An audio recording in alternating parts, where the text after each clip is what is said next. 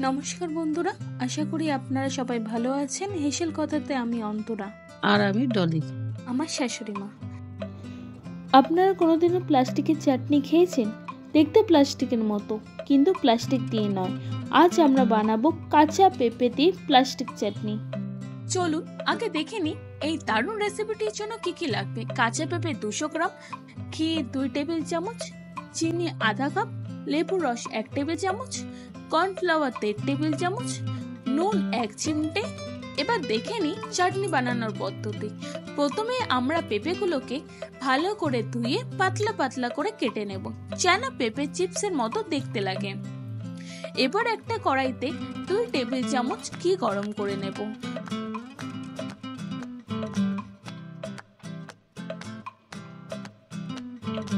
এরপর কাটা কাঁচা পেঁপে দিয়ে 3 থেকে 4 মিনিট ভালো করে মাঝারি আঁচে নেড়ে চেড়ে নেব।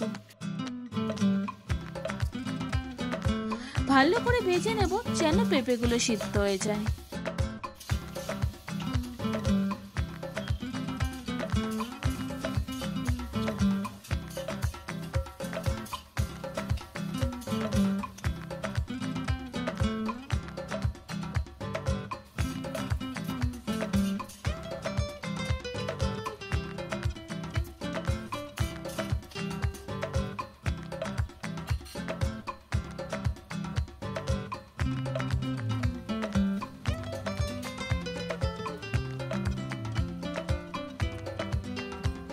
পেঁপেগুলো ভাজা হয়ে গেলে একটা বাটিতে নামিয়ে নেব।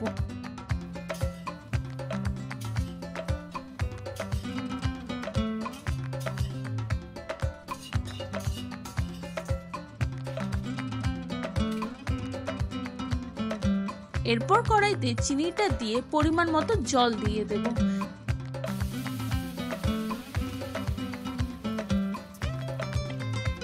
চিনি গলে গেলে তাতে অল্প লেবুর রস দিয়ে ভাজা পেঁপেগুলোকে দিয়ে দেব।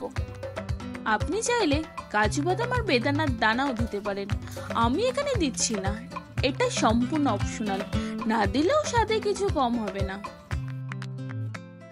এখন 1 কাপ জলে 1.5 টেবিল চামচ কর্নফ্লাওয়ার গুলে মিশিয়ে দেব। ধীরে ধীরে নেড়ে নেব যাতে দলা না পেকে যায়।